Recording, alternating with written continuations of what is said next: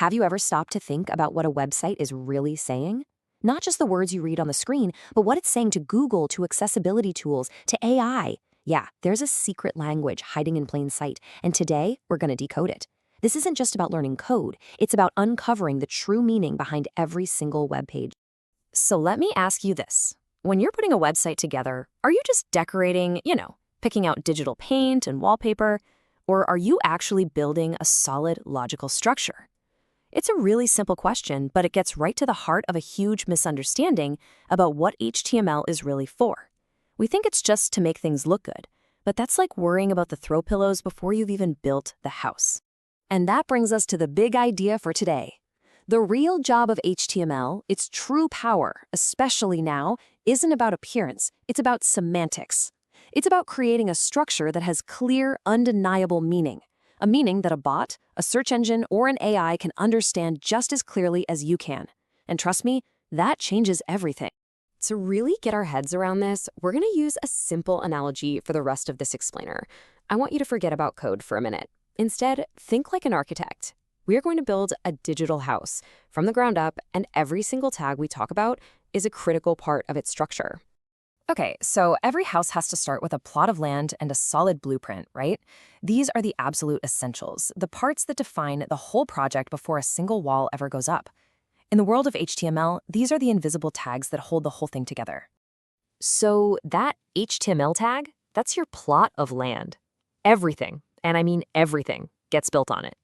The head tag is like the architect's folder. It's got all the critical info that you don't see on the finished house. Inside that folder, you've got the title, which is literally the name on the mailbox.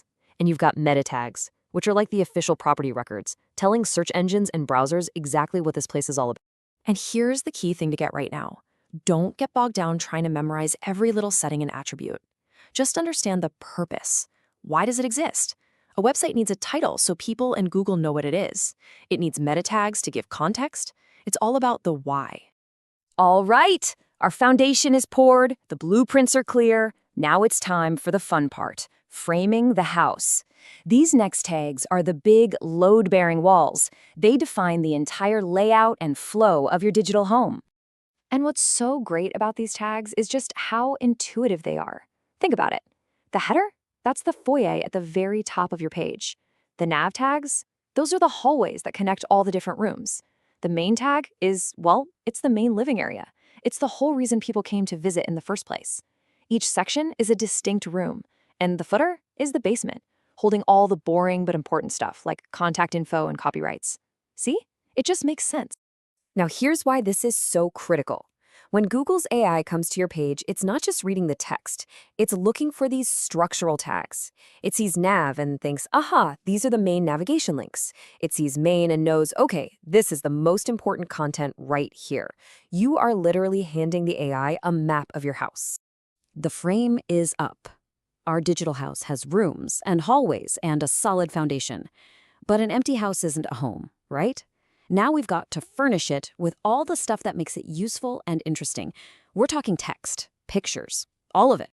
This is where we get into the details. That big headline on the page, that's your H1. Smaller subheadings get smaller numbers. All the regular text, that's just a paragraph, a P tag. But look closer at strong and EM. This is so important. They don't just mean make this bold or make this italic. They tell the browser this content has strong importance or that this text should be emphasized. Again, it's all about the meaning. So how do we organize things? Well, with lists. And HTML gives us two main flavors. You've got an unordered list, or UL, which is basically a grocery list. Doesn't matter if you buy the milk before the eggs. Then you have an ordered list, OL, which is like a recipe. The sequence there is absolutely critical. It's a simple difference, but it's a super powerful way to add structure. Of course, a modern website is more than just text. We need media.